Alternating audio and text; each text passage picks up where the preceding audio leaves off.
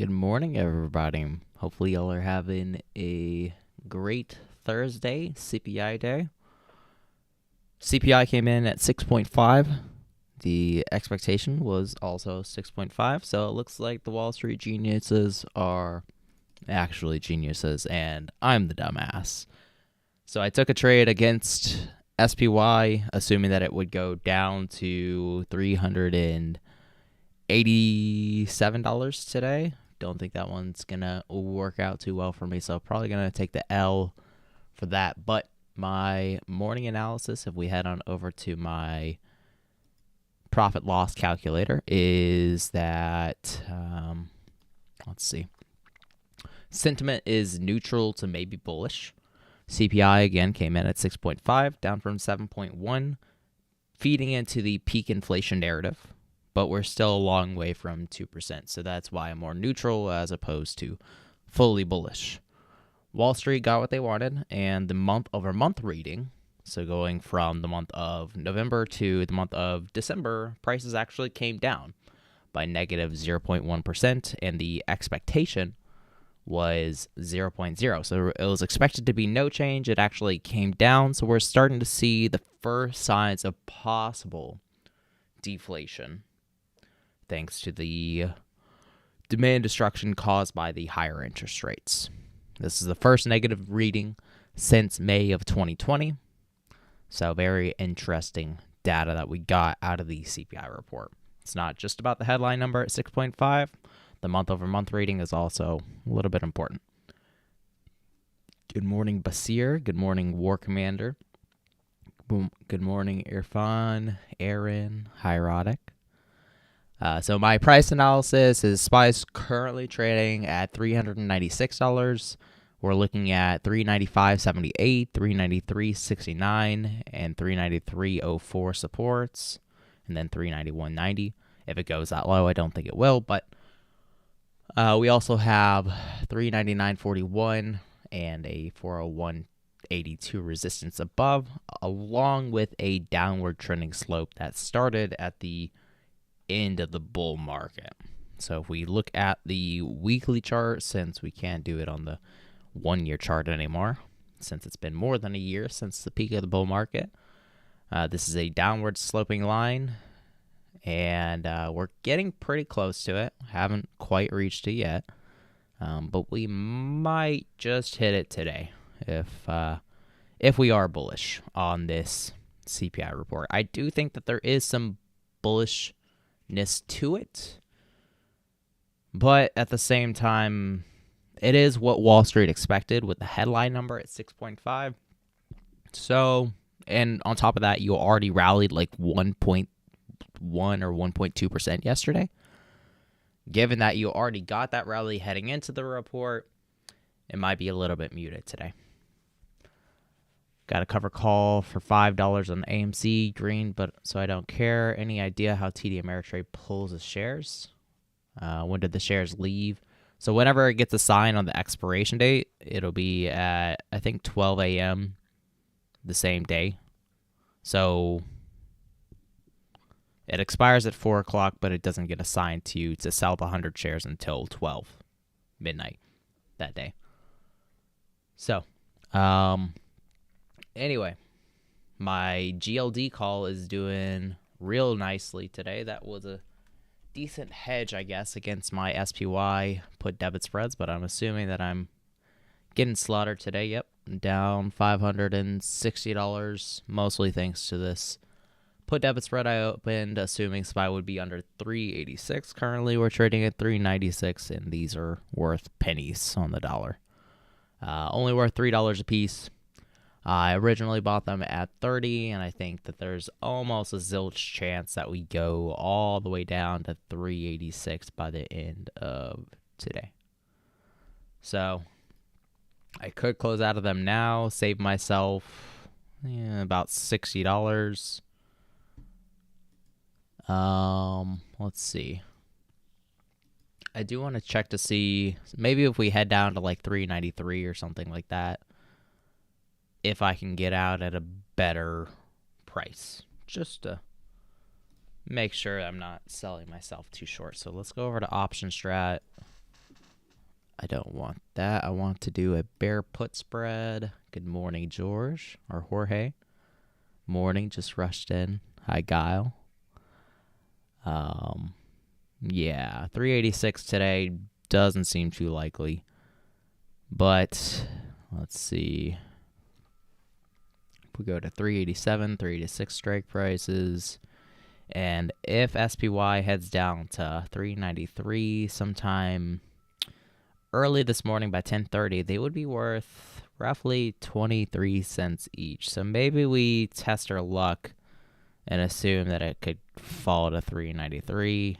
Maybe we get lucky there, but I'm still assuming that we're going to be bullish to neutral today.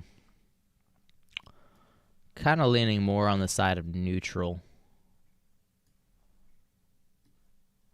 We're not really getting much movement out of this for the most part. Like, usually whenever you get CPI, you get like a 3% rally or a 3% drop in the first 5 minutes. But that is not what we're seeing at all today. We did drop initially from 397 to 394, but that's like a 0.75% move. So very small moves today, especially considering it's CPI. Good morning, Al-Qaeda. These are still going for 3 cents each. All right, let's check our other trades that we have got open. Got the MAPS trade. That one's worthless. Bank of America. I still got bank puts for Friday, BLK, Wells Fargo, I think. Right here. And a Bank of America. So I am very leveraged to the downside for bank earnings this season. It's going to be on Friday. That's going to be tomorrow morning. But we'll see how that shakes out right now. They're going for 4 cents each. We're trading at 395.30, and I think we'll probably trade above 392.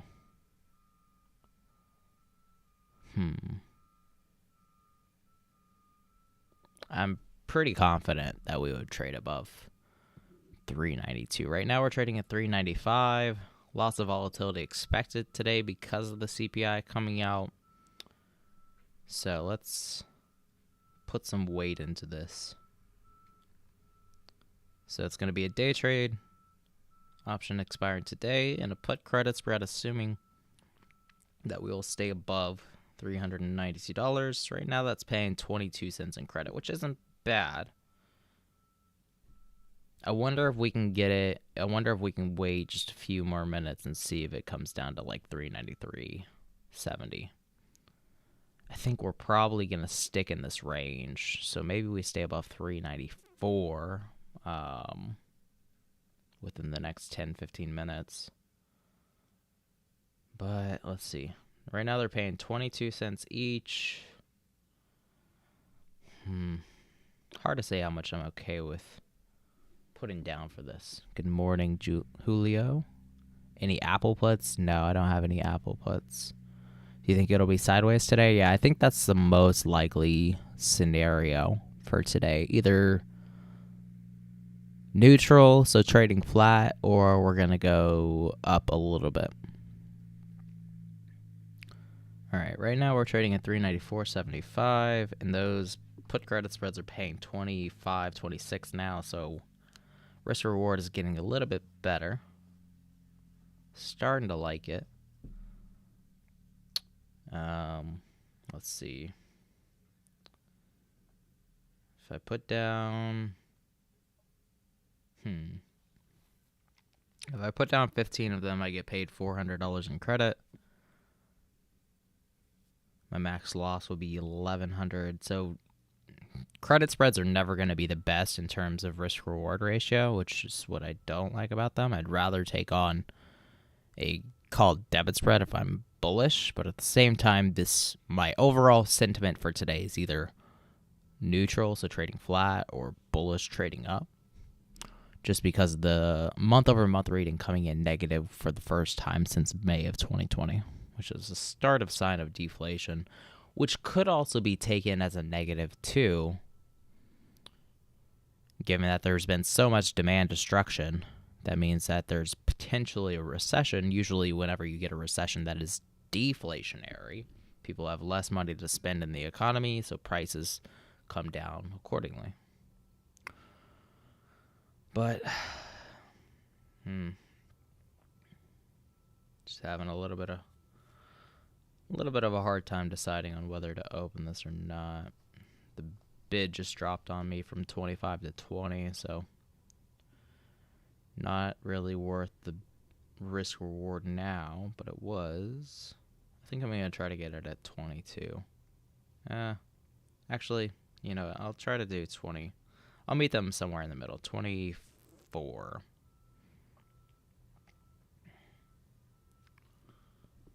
Banks can't earn money without people taking out loans? Absolutely.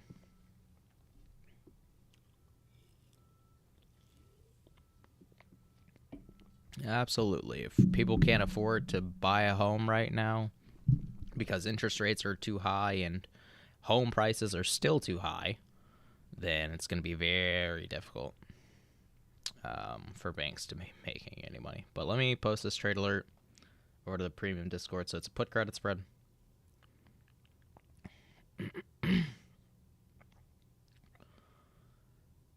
Just opened a new SPY put credit spread. This one expires today.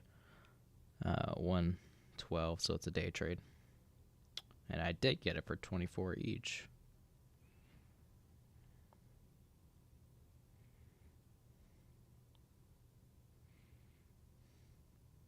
Let me make sure that I got the screenshot of the... Yep. Cool. All right, so yeah, I'm assuming that we're going to stay above 392 today with a put credit spread. Could be a very flat day, which would be the most unlikely result of a CPI day, but it is a result that's possible nonetheless.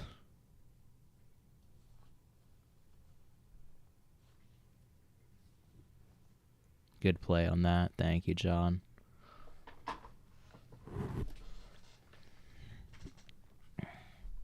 Right now we're trading under 50 RSI, so this is starting to look a little bearish, but it is above 40, so that's neutral. So between 40 and 60 on the RSI is neutral, under 40 is bearish, and then over 60 is bullish.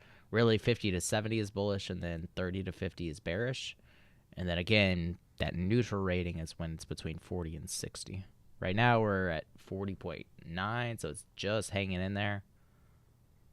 And this is kind of a hedge, too, against my super bearish position, assuming that we're going to go under 386. I do think that there's a very low chance we go under 386, but anything is always possible. Which time charts do I use? So I have this is the 2-day 5-minute chart. I also use the 20-day 1-hour chart. Let me actually remove the patterns. I don't really use those. 20-day 1-hour chart. And then the 1-year 1-week chart. And this is usually a 3-year 1-week chart. Let me actually adjust it to make it that and hopefully save my changes. Yeah. I like 3-year 1-week chart.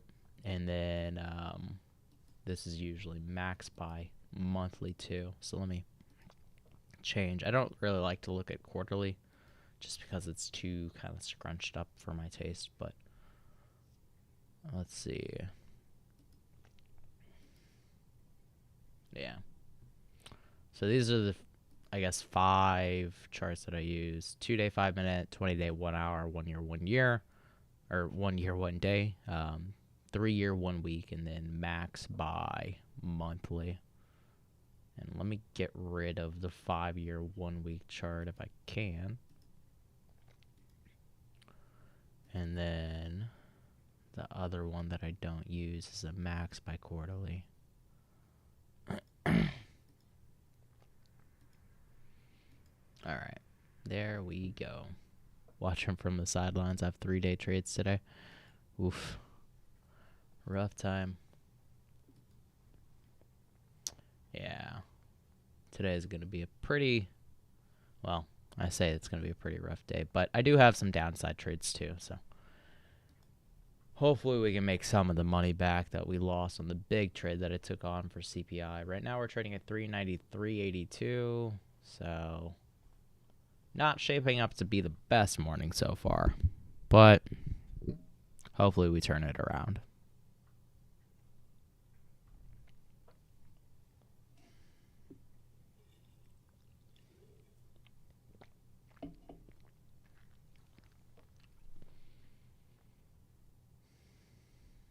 The gold leaps that I've got is trading at $29.18. It's up $540. The cover call that I sold against my leaps has lost about $20, so it's gained $20 of value roughly. And if I want to close out of it, I think I kind of do. Let's check the Dixie, the dollar index. It's not really what I wanted. Let's look at UUP, I guess. The dollar is just continuing its way down, currently down 0.3% today. So we're looking at the fundamentals. With the dollar going down, 10-year treasury rate is probably coming down with it, down 0.25% today. Actually making its way back up, interesting enough. Maybe they don't think that inflation has come down far enough for the Fed to start slowing down the rate of interest rates, or slowing down the rate of interest rate hikes, I should say. End of day 388. I would be kind of shocked if we went as low as 388. My bottom price target for today would be probably that 389.76 mark. It's possible we get a little more volatility and head all the way down to 388. That would be great for my put debit spreads, but we'll see. I'm quite shocked that the first negative reading on the month-over-month CPI has been taken as bearish so far. Mohammed Al-Arian says that markets continue to draw strength from three views, gaining more traction this year. White House officials say CPI confirms the possibility of a soft landing. Yes, let's confirm the possibility of a pipe dream. No jobs lost. We're just going to get recession, or we're going to get inflation under control without any demand destruction. Right. Love that I'm transparent with everything. I try to be.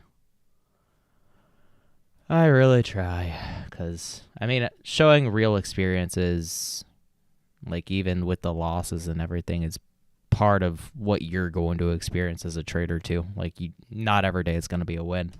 You're going to take $700 losses someday, and it's going to suck like hell. But it's just part of the process. You got to take your L's. Hopefully learn a little bit from them. I guess a lesson from this one: don't be so arrogant. Yesterday I made a post talking about how the Wall Street geniuses, and I started the session off talking about how I was a dumbass and Wall Street was the geniuses. You're not always right. That's what I realized today, but I made this post saying Wall Street geniuses expect CPI to come in at 6.5. It actually did come in at 6.5. Do you expect it to be higher or lower? 55% of people said that it would be higher. 45% of people said that it would be lower. My estimate was 6.6 to 6.7. I thought that inflation would come down. I think that was obvious. But I just kind of thought, my real analysis on it was that Wall Street is just too low.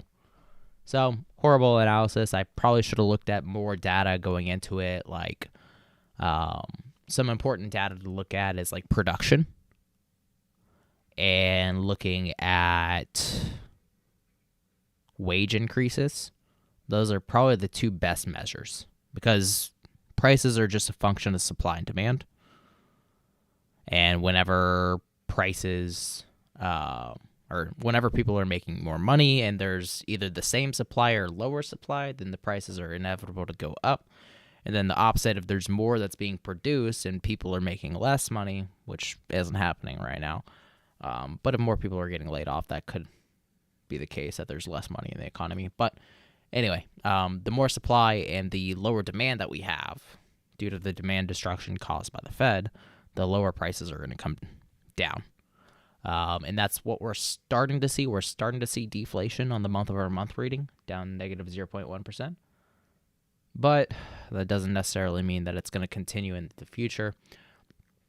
December, I would have thought December of all months too would have been a positive reading just because of the holiday spending. More people are out buying stuff.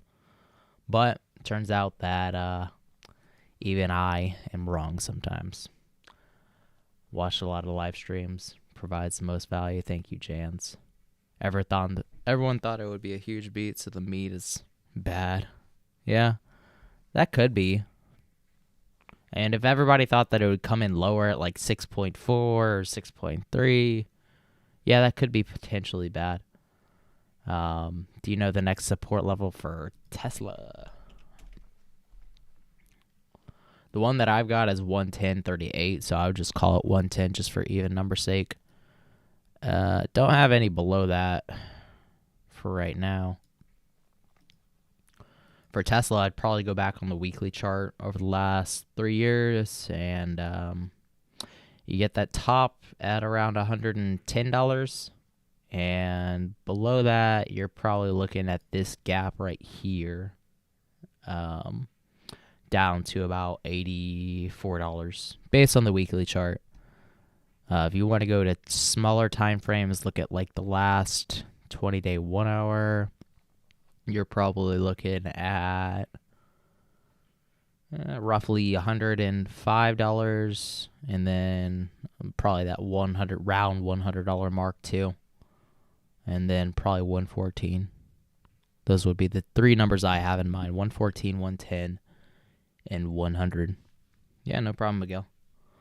Tesla's moving a lot like SPY so far today. Yeah, I mean, that's basically all that it does is track whatever SPY does, and then it amplifies it. SPY's down 0.7%. Tesla's down 4.5%. So, but the put debit spreads I opened ought to be doing at least a little bit better now that we're trading so much lower at 383. They were supposed to be going for 20 cents each according to Option Strat, but they are not going for that price at all. And then the put credit spreads I opened assuming over 392 are currently down by about 60%. Could have got them for 40 cents of credit each. I'm surprised that they're going for 40 cents of credit, actually. If it's trading at 393, they would usually be trading for like 35 cents. But with them trading at 38 to 40, that's a little bit shocking.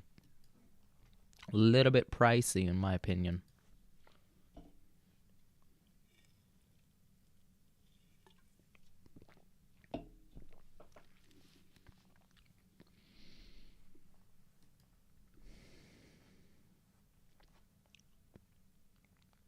Tesla filed U.S. patent holographic decorated glass for screen color matching.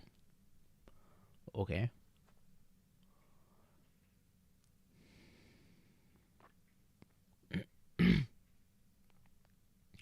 Tesla Shanghai plant expansion delayed over Beijing's data concerns. Okay.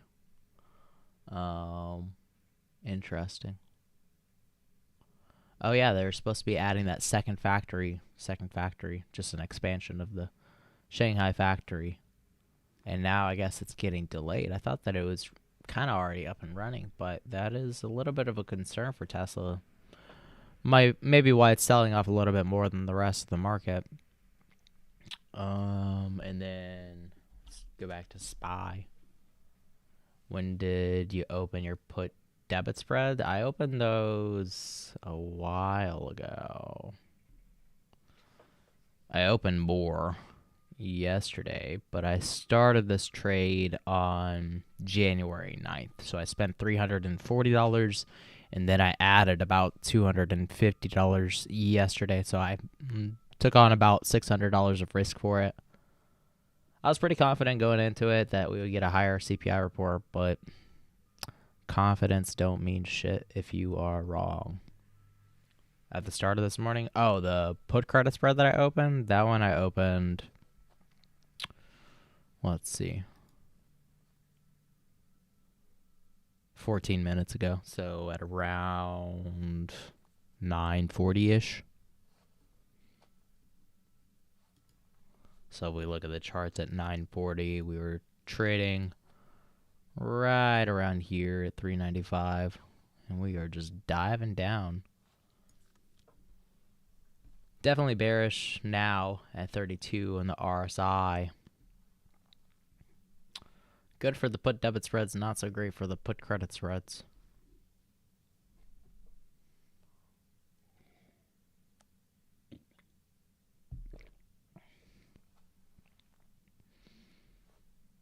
I think I want to close out of the put debit spreads if we go to 391.90. And we're getting pretty close to it already. Let's see.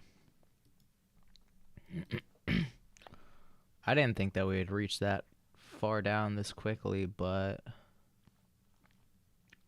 And these really aren't going for much more than they were this morning. I mean, they were going for like 4 cents a piece. Now they're going for 10, so they've doubled in price, but it's not that much more that people are paying for it. So people are really saying that there's about a 10% chance that it goes to 386. I'd say, I don't know, I kind of agree with that. Maybe around a 12% chance at best that it goes down that low, based on just my opinion. So maybe we try to close these at 12 cents each once it's reaching that 391.90 mark. I think SPY will rebound today. I didn't think that the CPI report was that bad. Roddick brought up the idea that everyone thought it would be a beat. So with it meeting expectations, it's not so great.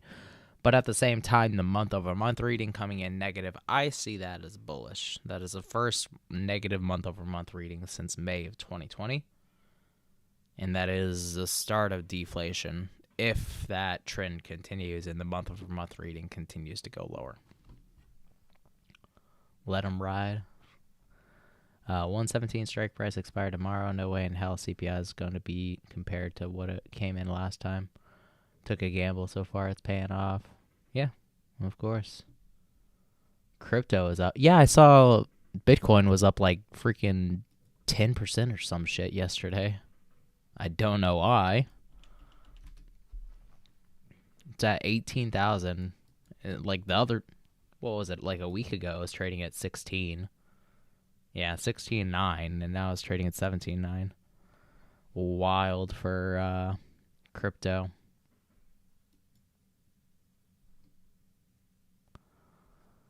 But I mean, that is kind of the same price that it was about a month ago on December 15th, interesting enough. And then dropped and made its way back up. Bitcoin has just been in that 16 to 18 range for the longest time at this point.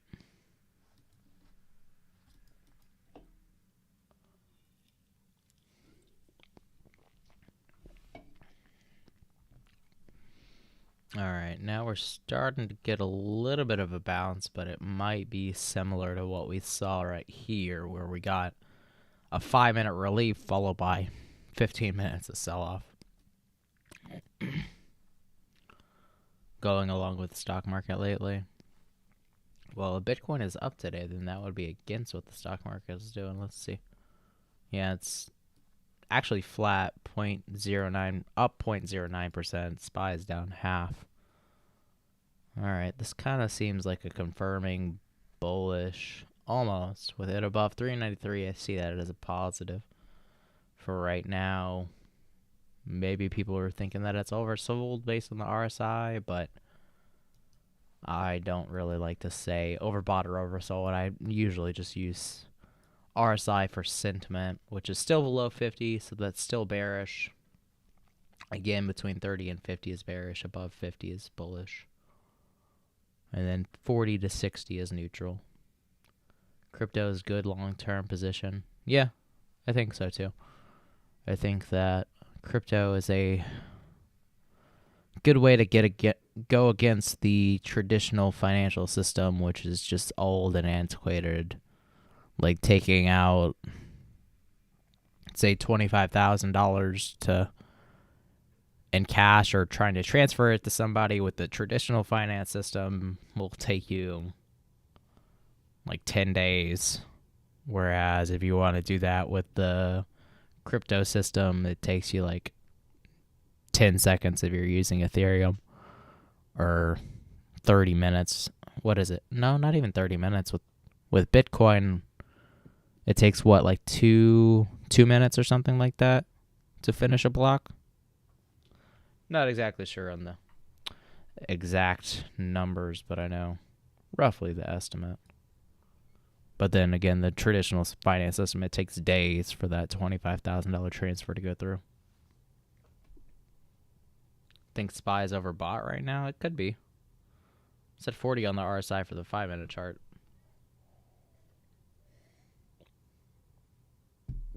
What do I think Tesla's market cap will be in 10 years? It's very contingent on, I would say, I would say that they would easily get back to where they were, because the way that I see Tesla is a lot like the way that I see Apple in its early days and how it's matured. So in Apple's early days, they were like the smartphone, and they've always been like the smartphone. Tesla is the electric vehicle, right? Because their battery technology is top notch. They have, not always, but most of the time, they have the best batteries, range, chemistries whenever it comes to the battery, the things that actually matter. Whereas I feel like Ford, General Motors are focusing on the wrong things. So, given that, I think that they're doing it the right way, like Apple is doing in terms of iPhones. I think that they're going to hold about 50% of the market share for electric vehicles in 10 years' time. Lucid, I think that they're losing so much money, like they're hemorrhaging money. And that's the problem with a lot of startups is it costs a shit ton of money in order to start an electric vehicle business. There's so much capital that you need to deploy. It's extremely costly. There are only 2 automakers in the United States that have been successful in not either going bankrupt or having to merge with another company. So far, that has been Ford and that has been Tesla. Every other automaker has either gone bankrupt or has had to merge with another company. Now, obviously, 2008 had a lot to do with that. I think that we're kind of in the same situation now as we were back in 2008. I do think that times are a little bit different, but for the most part, they're a lot of the same. I think that a lot of the current automakers, both new and old, are probably going to do the same thing too. They're going to have to either restructure their debt, because old automakers have a crap ton of debt. Like $90 billion is how much Ford and General Motors both have individually in debt. Tesla has I think $2 billion of debt. So they paid off a lot of their debt before debt started to rise. So I think that's going to put a lot of pressure on Ford and General Motors. There's going to be probably a lot of delinquencies in vehicles over the next couple of years as people start to lose their jobs and it's just unaffordable to pay $1,000 car payment now. Like, people were doing great in 2020 and 2021 when they were getting a crap ton of stimulus. But now that all that stimulus has been used up, it's going to be a lot harder to afford that $1,000 car payment. So there's going to be a lot of delinquencies in vehicles. And Ford and General Motors, they finance those vehicles. Toyota, too. Like, they are the ones that finance those vehicles. So that puts them at a lot of risk if we start to see delinquencies. So it might be, debt as payment, but some people aren't going to be able to make that payment anymore. So Lucid, though, is, this new company, and there's a couple other Rivian. I've seen a lot of Rivians around here where I'm living. But the amount of capital that's needed to push mass production is a crap ton. It is going to come down because the cost of batteries is inevitably going to come down as more get produced. That's just, the way that production works. The more that get produced, then the more the price is going to come down. Like, the first electric vehicle would have cost a shit ton of money to make, but the millionth electric vehicle that was made cost a whole lot less because they've refined how the electric vehicle is made to make it a lot cheaper. It's called economies of scale. And Tesla is, they've put in all the time, they put in all the capital over the last 10 years. Whereas these Rivians, these Lucids, and now General Motors and Ford, they're just getting started. So they're going to have to push in a lot more capital to grow their business the same way that Tesla did over the last 10 years. And they're going to have to do it at a much faster pace if they want to keep up with Tesla. It's going to take them a very long time. And by that point, Tesla's going to be making so many more vehicles. Like, I don't know if they'll be able to grow at 50% a year. I think that's going to become harder and harder, especially in the, new economy with the higher interest rates. It's going to be harder for them to grow at 50% a year. But maybe something along the lines of like 30 to 40% a year would be attainable. And if you do, what did they do? 1.3 million vehicles sold this year. Take that to the power of 1.35. Let's see. 1.35. So if they grow at 35% a year for the next, say, 10 years, they're going to be making roughly 26 million. That doesn't seem right.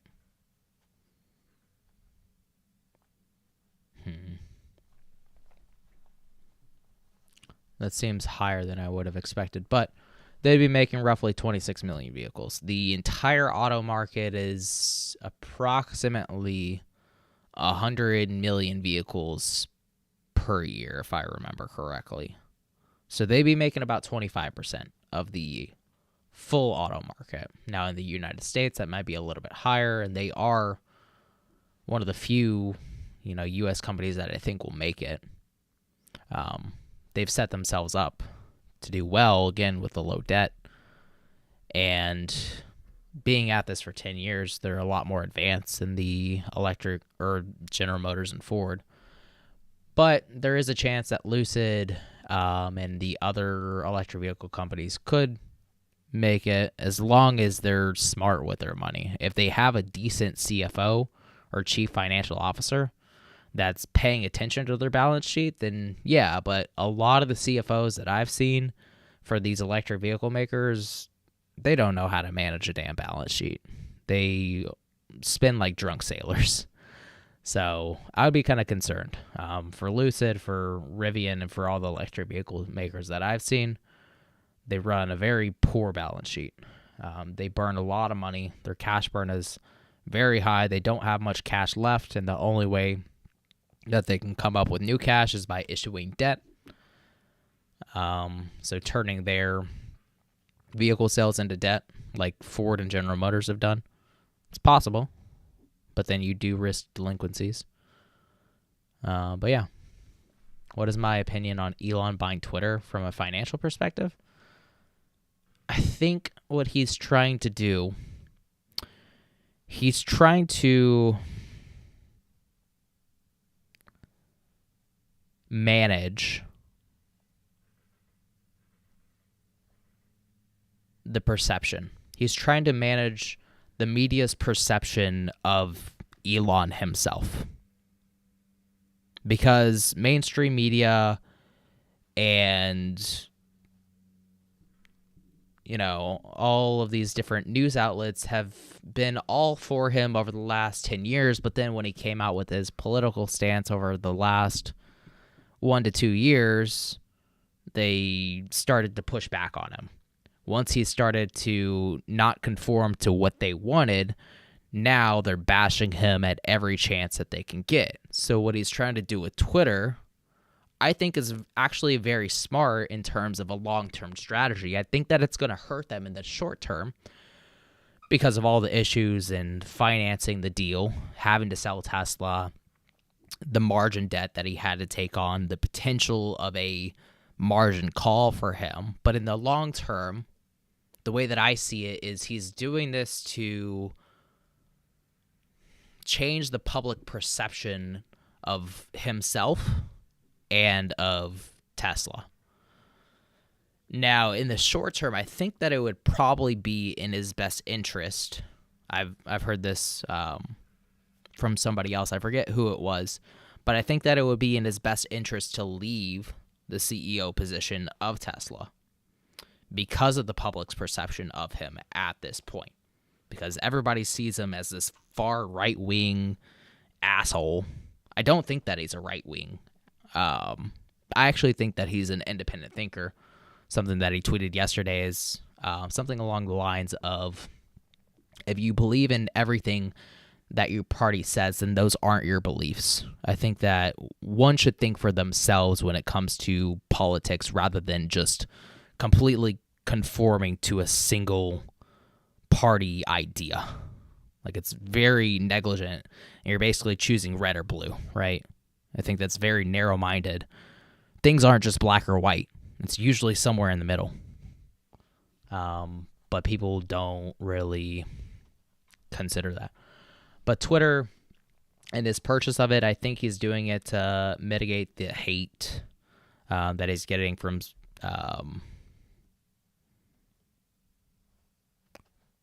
the mainstream narrative. And he's trying to kind of push more of an independent viewpoint amongst individuals rather than just listening to whatever the mainstream media is going to feed us. Right? The mainstream media is clearly in favor of politicians because they get paid off, right? And really, it's all about money. That's all it boils down to, is money and fame. And who gets the most is either people, bringing people down, like Elon. That's why they post so much shit about him, because that's what gets clicks. And then, blowing the smoke up the ass of politicians. I heard he needs Twitter to make his company Neuralink better for the future. I don't know about Neuralink. I think that Neuralink is a good concept. I think that it's overachieving, though. My idea with Neuralink is, I think Neuralink is good for people with disabilities, like the ability to potentially help a blind person see, or to help with something like, what's it called? Parkinson's, where people are just shaking all the time. I think that there's a lot of medical uses for it, but I think that what he wants is, he wants it to be this chip that everybody implants into themselves, and it's kind of like augmented reality. I think a better approach to augmented reality would just be simple glasses, though. It's less intrusive. than getting a chip implanted into your head. But I think that's his overall arching vision, is to have a chip planted into your head. That way you have augmented reality, or AR, but you can do that with just some glasses. You don't need a chip in your head. But I do think that there's medical uses for it. I think that there's great medical uses for it to, not cure, but to treat Parkinson's and a lot of psychiatric disorders, and like vision. I think that it has its use cases, but I don't think it has the use cases that he wants it.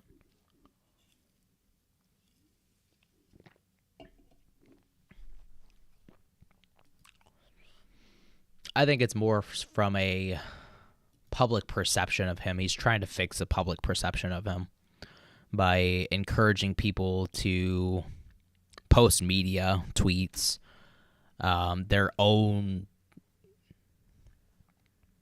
opinions that aren't from mainstream media.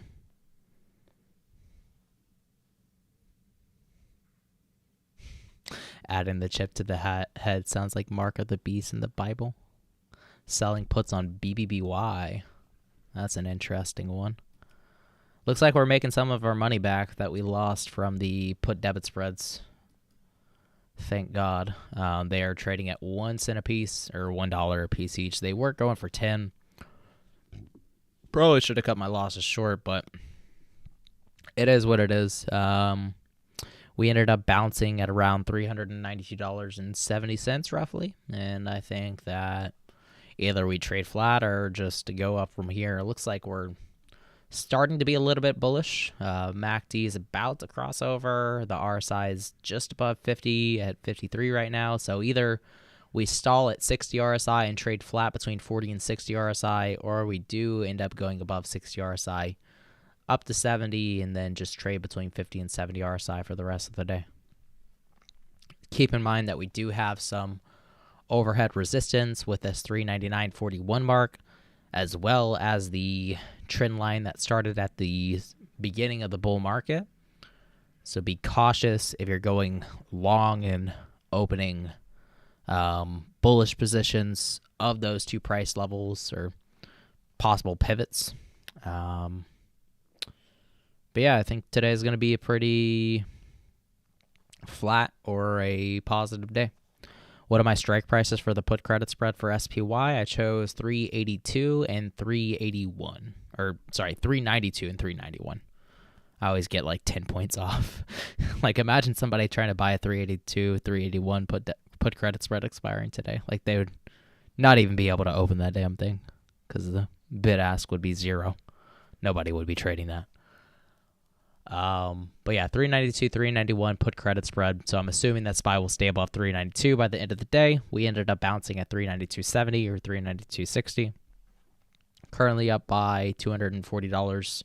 Still have some money to make on it. I opened 15 at 24 cents each. Right now they're going for 8 cents a pop. So gonna keep holding these bad boys, I think. Probably to the end of the day. I think that there's a slim chance we go back to 392. But anything is possible. We got a bullish crossover in the MACD. So that's a positive sign, but still not above 60 on the RSI. So it just could end up trading flat here. IWM is beating SPY and Qs so far. Yeah, IWM is more volatile than SPY and QQQ. So you will generally see more upside or downside on IWM versus the Qs or for SPY. 10-year Treasury rate is down 0.2% today. The dollar UUP is down 0.5% today. So those are two positives for the stock market. The VIX is under 20. Jesus Christ. Yeah, I got slaughtered on my UVIXies. Ugh, what a rough time.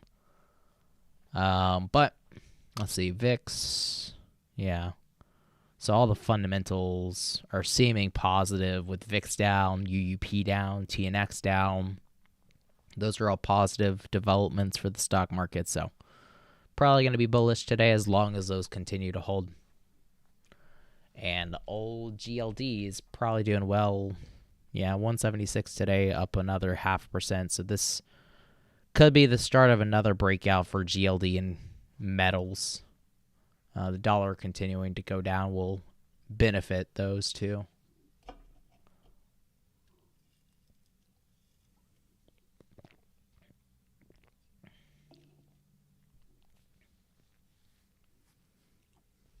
Might want to look at BBBY chart just for funsies. Let me check BBBY. UVixie, what do I think about that? I think I got murdered by UVixie. It's at 585. I'm surprised it hasn't dropped more than it has. It down 3.3% today. I would have expected today to be down like 4 or 5%, but the VIX is down. Jesus Christ, the VIX is down 7% today. Oh my God. That's the lowest that we've seen in a very long time since 2020, right before COVID. Actually, no, that's a lie.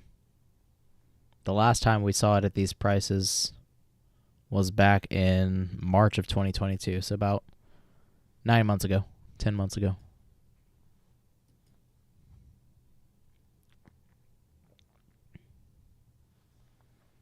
Bear call for, you could do that. Call credit spread for UVixie might not be a bad idea. I would just be looking out for any upcoming events. So I just made this for the premium Discord the other day. I'll give you all a little sneak peek of it. Link in the pinned comment, but I created an economic calendar that shows all of the data and events that are coming out. Let's see if I can make this larger. So we have the Michigan economic report coming out tomorrow. That could change sentiment between today and tomorrow. I don't think we have any more events scheduled for today. We had Fed member Harker coming out and speaking, the CPI report, and then the jobless claims already came out at 8:30. Nothing on Monday or Tuesday of next week, so we could take on an iron condor, but I think that the Michigan report is going to be too volatile for an iron condor today or tomorrow. Then we have producer price index coming out on the 18th on Wednesday next week. That's another inflation report based on production, so how much producers are paying more or less. Retail sales is coming out at 8:30, and then retail inventories. So each one I give like a little quick synopsis of what to expect. So for the CPI report today, I just took the description from investing.com and then wrote my own little piece on it. Higher than expected inflation generally results in 2 to 3% sell-off, whereas lower than expected inflation generally results in 3 to 4% rally for the stock market. And then see the link above for the estimates. It came in at 6.5 versus 6.5 expected. So we just ended up trading flat. We might trade up with the month-over-month reading coming in negative. But overall, going to be a pretty boring day is my assumption. But yeah, currently up 0.3% for SPY. The put credit spreads ought to be doing well. Right now we're trading at 55 on the RSI, so maybe we start to trade flat here. Let me check in on the put credit spread and see if it's worth maybe taking profits on it. They're trading at 10 cents piece. I would say there's maybe a 5% chance that it heads down to 392 again today. So I wouldn't want to close for anything more than 5 cents each.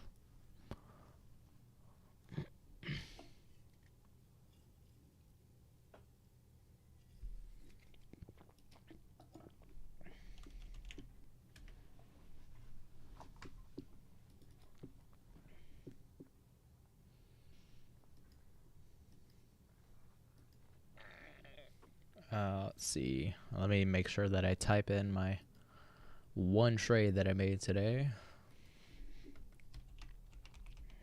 SPY, put credit spread. This is a bullish to neutral strategy. And expiration date is today. Strike prices I chose again were $391 and $392. I opened 15 of them. at 24 credit a pop. I'm hoping to get out of them at 5 cents each, but we'll see if I'm lucky enough to make that profit today. Last couple of weeks now, I've been mainly trading price action, just support and resistance on trading has been more profitable. Yeah, I think that a lot of studies are pretty useless. I think that RSI is good, but most people use it to say if a stock is overbought or oversold, whereas the way that I see it is it'll tell you if a stock is bullish or bearish. If it's above 50, that's bullish. If it's below 50, that's bearish. So it's more of a trend-based study rather than saying, oh, we need to start shorting whenever it reaches 70 RSI and we need to go long whenever it hits 30 RSI. Like, there's no one exact formula for the stock market, right? You can't just buy at 30 RSI and expect to make a profit every single time. It's not how the stock market works. There's too much that goes on in the stock market. BLK put debit spread. Am I still holding? Yes, I am still holding that one. Still holding the put debit spread for BLK. I got a put option for Bank of America and another put option for Wells Fargo. So all bearish for the banks tomorrow morning.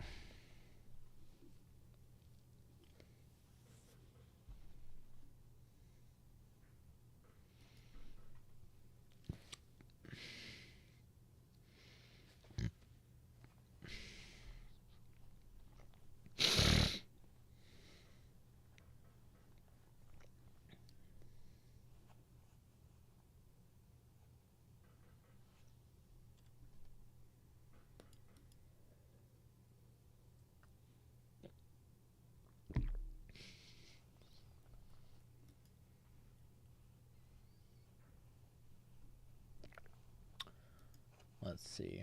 UVixie is dropping below 6. Roddick ended up selling. Yeah, I'm kind of thinking about selling out of UVixie myself. It's been a tough time. Not really sure what to look forward to see a pop in the VIX at this point.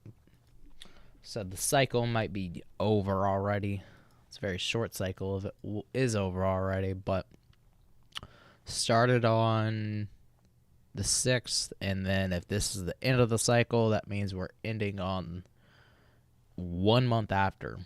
That'd be interesting if we ended that early, but it's not impossible.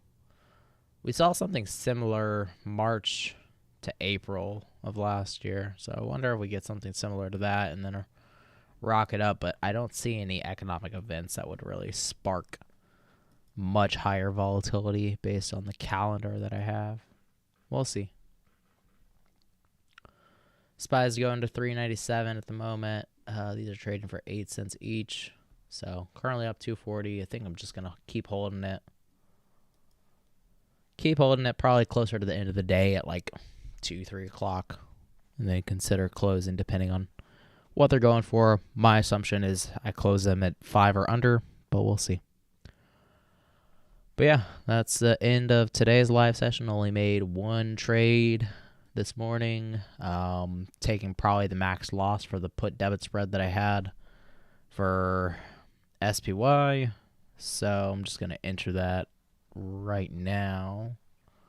That is going to bring down the profits for the month. I think I'll be negative for the month now, which sucks, but we'll make it back. This is a closed trade, or I guess expired trade, I should say. That did expire. Probably won't be able to get out of it even if I tried it 1 cent each. So just call it 0. That would be, I opened 20 of these actually, and I reduced the cost of them to like 30 cents each, I think. Hope the Hood account goes to 6 figures by the end of the year. I'm hoping to leave Robinhood by the end of the year. That's a hope, but we'll see if I can find a better broker. +1. Yeah. All right. Yeah, I opened these for 24 cents each.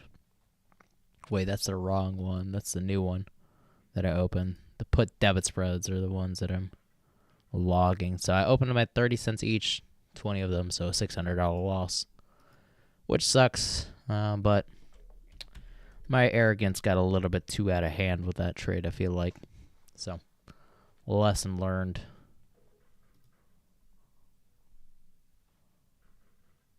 Yeah, they're going for 1 cent to 3 cents bid-ask spread.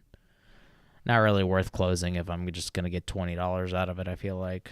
I could try to close it at 1 cent each to save myself $20 and save myself a couple lunches, but I doubt that it'll get filled at 1 cent. We can try. I like Thinkorswim. Thinkorswim is good, but they're just too customizable, and that's my issue. Is like there's just too much going on with Thinkorswim for me. Like the user interface isn't as easy. It's kind of clunky, in my opinion. Oh, we just dropped down to $3.95 and some change, but let me try to close out of these spreads. I'll actually do it on my phone because I don't want to do the two-factor authentication. 20 at 1 cent each. Hopefully we get out of the trade, but I'm doubtful. The fees are insane for Thinkorswim. They have 65-cent fees. Everybody that charges a fee usually charges 65 cents, but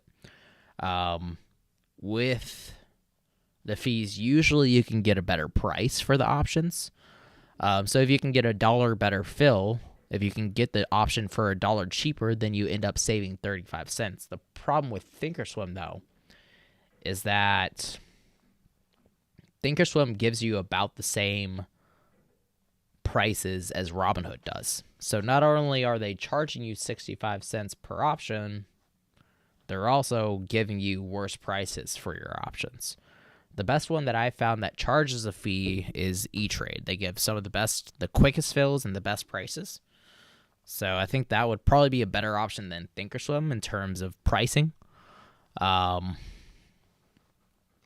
you don't want to pay commission for your trades, like if you're trading spread options, the fees can really start to eat into your account. But if you don't want to pay fees, I would say Aries. I will link https tradearies.com, everything options. That is my sign up link. I think you'll get $100. I'll get, I think, $40 for each sign up. So just for transparency's sake, I do get paid whenever you sign up for that. But that one, they have 0 commissions. It's very similar. I'll actually take y'all to their broker, Trade Aries. It's very similar to Robinhood in terms of the user interface. They don't have the P&L chart yet. They're working on it. Hasn't come out just yet. This is a new broker, so you kind of have to deal with the growing pains of a new broker. But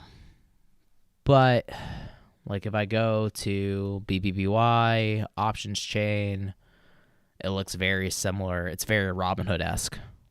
They charge 0 in commissions, and generally they have a lot better bid-ask spreads than Robinhood does. From what I've seen, it's usually like 2 cents wide, whereas Robinhood will sometimes be like 4 or 5 cents wide.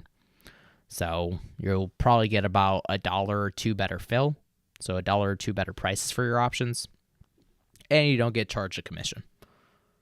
Do I like Webull? I haven't been a big fan of Webull just because of my, I guess, political stance. Because Webull is owned by a Chinese company, it's not like I don't give all of my data to China anyways, because I use an iPhone, right? So they're probably giving all my data to China anyways. But I don't want to be under the control of a Chinese-owned broker. I don't know if you've covered this already, but are you bullish or bearish on banks tomorrow? I'm bearish on banks tomorrow. I've got 3 put options open for banks on Bank of America, Wells Fargo, and BlackRock.